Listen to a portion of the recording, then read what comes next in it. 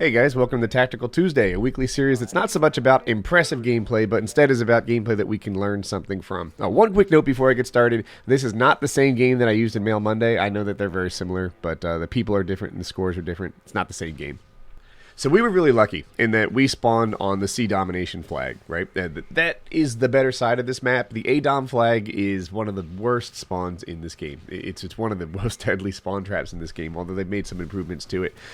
If you're new to Call of Duty, or maybe you're just playing brand new DLC, you can usually recognize which flags you want by looking for these things. One, the high ground, right? If you have the high ground in this game, then you tend to get a little more headshots, which have this damage multiplier, and that helps you out a ton.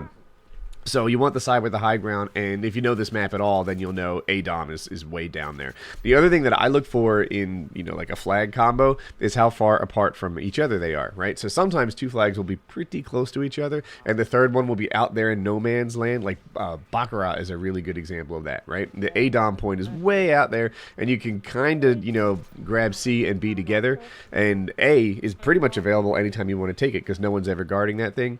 I like to grab two flags that are close to each other. So yeah, high ground, proximity to one another, that's how you determine which side of the map you really want.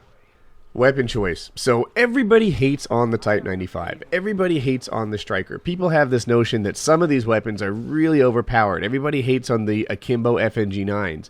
And nobody hates on the Silent Scar for reasons that I don't understand, because I find the Silent Scar to be the best weapon in this game. In my hands, there's nothing better. I like the ACR a lot. I like, there's a lot of strong guns in this game, which to me is a different kind of balance. New topic. But the Silent Scar, I picked it on this because I was live streaming and I hadn't played Call of Duty in a while. I had just come back from E3. I was rusty and I had hurt my wrist and hadn't been playing as much. And I was like, man, I'm going to grab the most OP weapon I have so that I don't completely embarrass myself in the stream. And for me, that means the Silent Scar. There just isn't any better. I love it. So my play style on this map and just about every other map is to grab the most contested area of the map and run to it like there's free candy. That's how I play Domination on Call of Duty. Now, there are a lot of guys, like for example, if you wanted to get a really high KD, the way to play this map is to go down a level, like to my left as I speak right now. Go down a level and sit there and head glitch and wait for these guys to come out of their spawn right into them. That's how you get a high kill death ratio on this map. Another thing you could do is, find a head glitch over on the right side of the map as they head down that long alley up to themselves. But really, see that guy down there? I don't mean to pick on him, but that's how you play this game for KD. If you go in that spot and lock down that spawn point, then you're going to sit there and get a whole lot more kills than deaths in this game. That's how you play for KD. But I play for wins. I'm just drawn to the objective like it's my mating call. I hear somebody losing B-Dom and I just start rushing to it. That's how I play.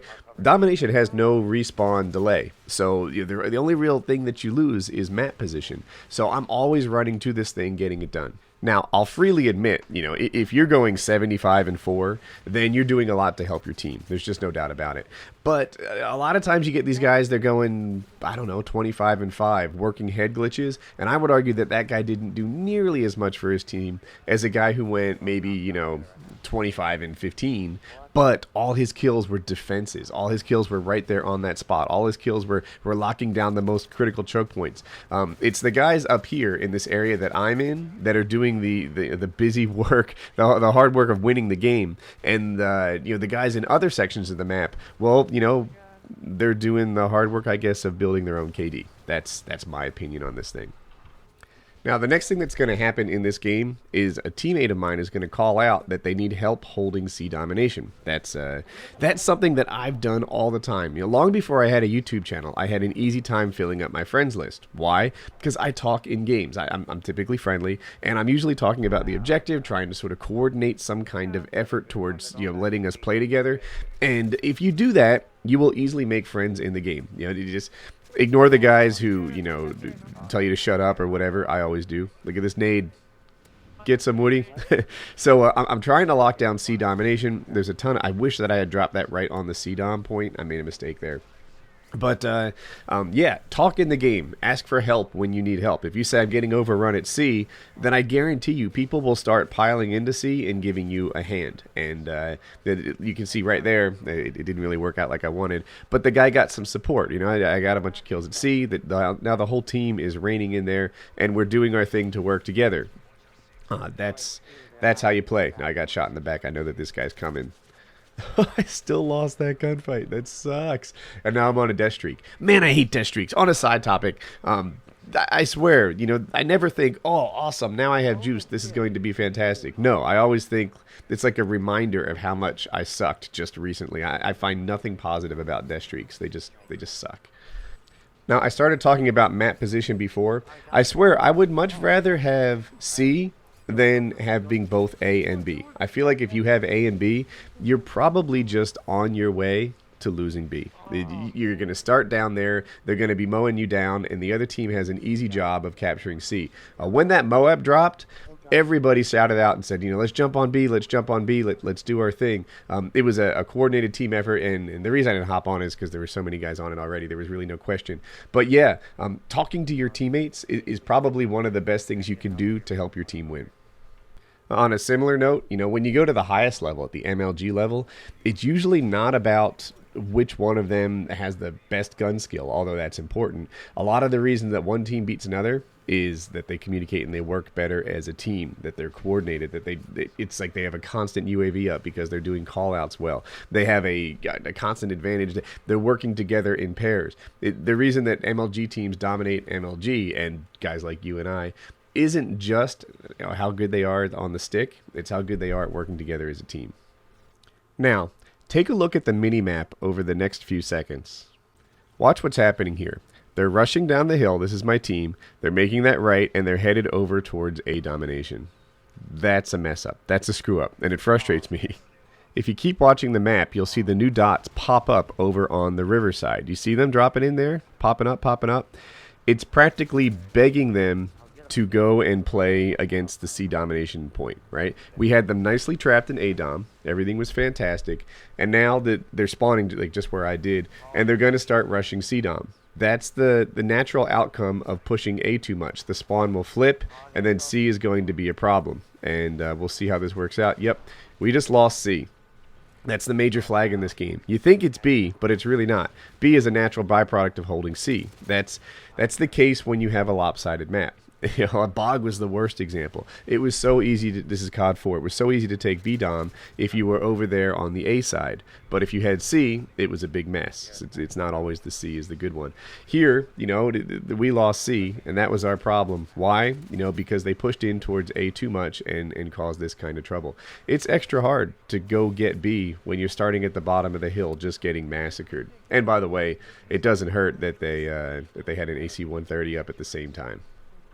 But, you know, fortunately, I was on the stronger team this time, and it didn't take too long before we cleared them out, got the kills, and took C back. And now we have CB. We're in the catbird seat. Everything's going to be fine. We've got a 40-point lead pretty late in the game, and this thing is going to be okay. That's a drop shot. Some guys think drop shots are cheap, and I think, you know, in the COD world, what's cheap has a lot to do with how frustrating it is to die to it, not how effective it is. You know, drop shots are pretty good, but people just hate dying to it. They're like, man, you know, that guy laid on the ground and he beat me.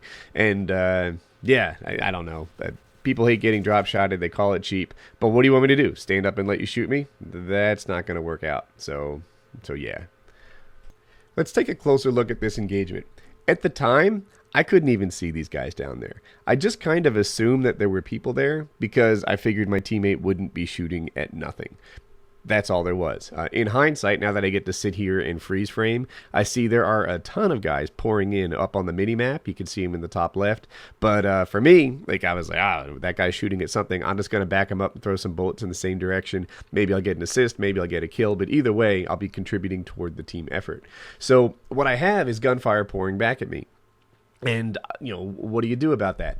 What I do is I control the engagement, right? The temptation would be to just, keep lining up, maybe walking to them while emptying my clip.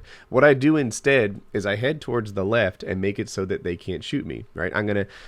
Navigating the map is one of the biggest parts of doing well in Call of Duty.